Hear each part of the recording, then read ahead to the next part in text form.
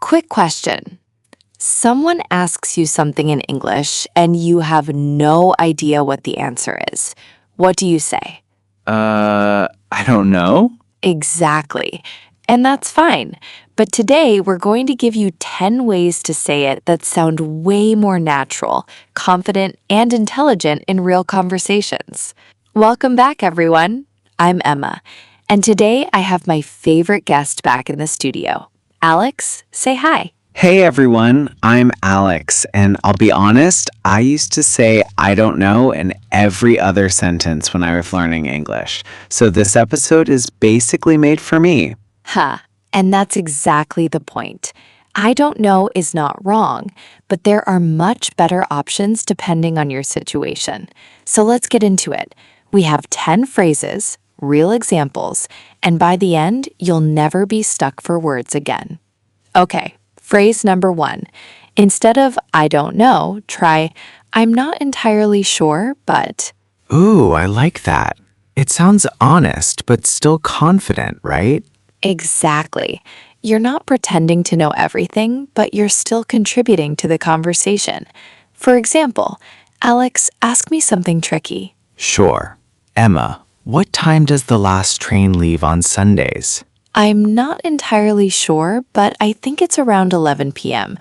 You should check the app just to be safe. Phrase 2. That's a good question. Let me think about that for a second. I've heard native speakers say this a lot, but is it just a polite way of saying nothing? Not at all. It buys you thinking time, which is totally natural in conversation. In English, silence can feel awkward, so this phrase fills that gap gracefully. It also shows the other person you respect their question. So it's almost a social skill, not just a language skill. Perfectly said, Alex. Language is a social skill. That's the whole point of this channel. Third phrase, very professional, great for work English. I'd have to check on that. Can you give me an example in a work situation? Sure.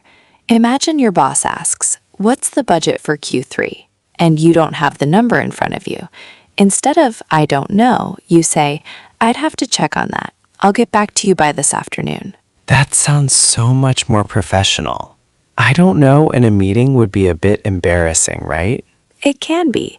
The phrases we use shape how people see us. That's why this really matters in real life, not just in exams. Phrase 4 is about redirecting, pointing someone to a better source. You might want to ask Sarah about that. She knows this area much better than I do.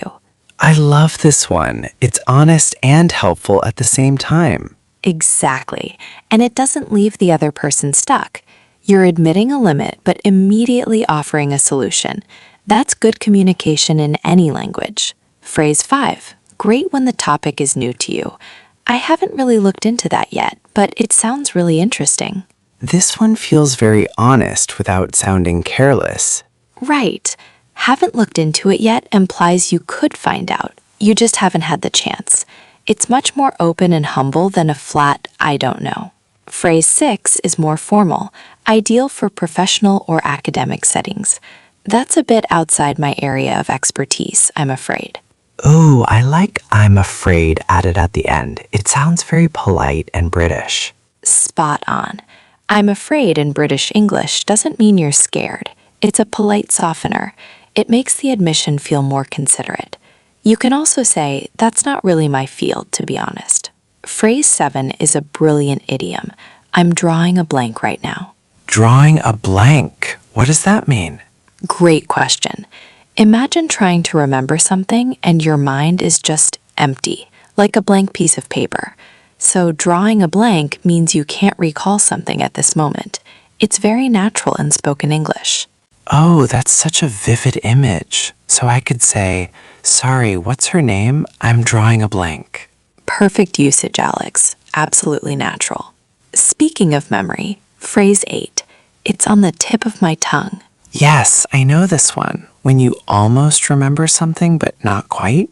Exactly right.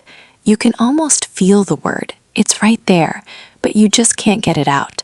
This is perfect when you're searching for a word or name mid-sentence. It's very relatable, and native speakers use it all the time.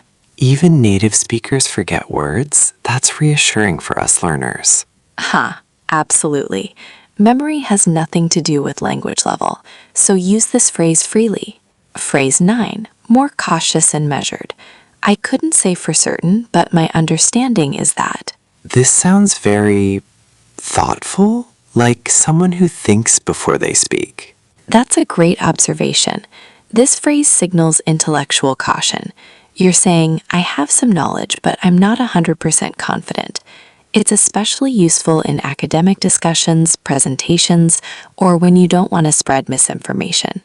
And our 10th phrase, honest, casual, and real. Honestly, that's a bit beyond me. This one feels very real, like something a friend would say. Exactly. It's casual and completely honest. You're not embarrassed, not making excuses, just being straightforward. English speakers really respect directness when it's delivered with a calm, friendly tone. So tone matters as much as the words themselves? 100%. Language is more than vocabulary. It's confidence, tone, body language, all of it together. And that's something our channel is always working on. And there you have it. 10 smart, natural phrases to use instead of I don't know. Alex, which one was your favorite today? Oh, definitely number 7. I'm drawing a blank. I'm going to use that all the time now. It's so expressive. It really is. And for me, I love number 9. I couldn't say for certain, but because it shows so much intelligence in how you handle uncertainty. So the big lesson today is how you handle not knowing something says a lot about your English level and your character. Beautifully said. Now your homework. Yes, there's always homework. Pick just 3 of these phrases and use them in real conversations this week, even in your head when you're thinking in English. Practice makes perfect. If you found this video helpful, please give it a thumbs up. It really helps the channel grow. And if you haven't subscribed yet, hit that button right now so you never miss an episode. And drop a comment below with your favorite phrase from today, or tell us a situation where you'd use it. We read every single comment. See you in the next one.